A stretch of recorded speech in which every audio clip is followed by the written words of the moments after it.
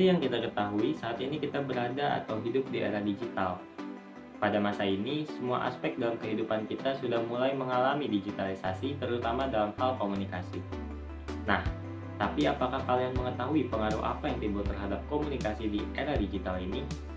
Apakah kalian menyadari perbedaan yang terjadi dalam komunikasi pada era sebelum digital dan era digital?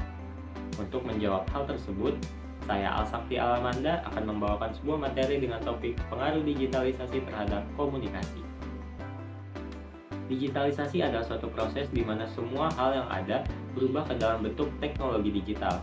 Pada saat ini kita berada dalam era tersebut yang ditandai dengan penggunaan teknologi yang signifikan.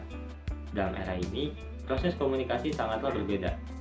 Perbedaannya adalah pada zaman dulu kita hanya dapat mengandalkan komunikasi secara tatap muka, namun sekarang tanpa adanya tatap muka komunikasi masih dapat dilakukan. Hal ini dapat terjadi karena adanya internet yang disatukan dengan teknologi. Seiring berkembangnya zaman, maka teknologi pun semakin canggih. Pada masa pandemi, terdapat aplikasi seperti Zoom dan Google Meet yang memudahkan kita untuk berkomunikasi secara tidak langsung atau secara virtual. Tentunya dalam era digitalisasi, terdapat pengaruh positif dan negatif yang berhubungan dengan komunikasi di dalamnya.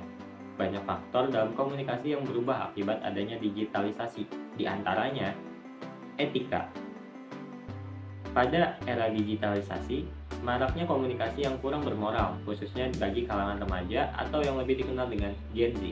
Hal ini terjadi karena pengaruh dari konsumsi tontonan mereka, salah satunya dari YouTube. Bentuk lain dari pengikisan etika komunikasi adalah ketika seseorang berbicara kepada Anda, orang tersebut tidak melihat wajah Anda tetapi hanya melihat ponselnya sebagai tanggapan atas perkataan Anda. Lalu yang kedua ada kebudayaan.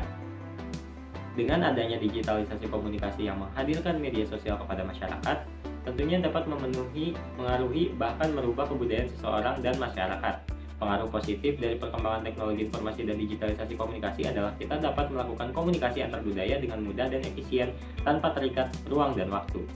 Namun, kemajuan teknologi juga dapat mengakibatkan terjadinya akulturasi budaya. Sebagai contoh yaitu hilangnya budaya saling menyapa yang biasa kita lakukan. Yang ketiga, gaya hidup. Teknologi informasi dan komunikasi di era digital membentuk gaya hidup manusia yang terbuka terhadap informasi dan memiliki kemauan dalam mencari informasi yang dibutuhkan. Akan tetapi, tidak hanya membentuk gaya hidup yang positif, teknologi informasi dan komunikasi digital pun membentuk gaya hidup negatif yang menumbuhkan ketergantungan akan teknologi informasi dan komunikasi seperti smartphone.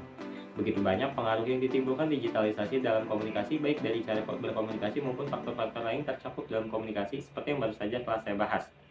Untuk mencegah dan menghindari pengaruh negatif digitalisasi komunikasi, saya mengajak Anda agar bijak dalam menggunakan teknologi informasi dan komunikasi, terutama media sosial. Sekian yang dapat saya sampaikan pada kesempatan kali ini. Terima kasih atas perhatian Anda dan sampai jumpa.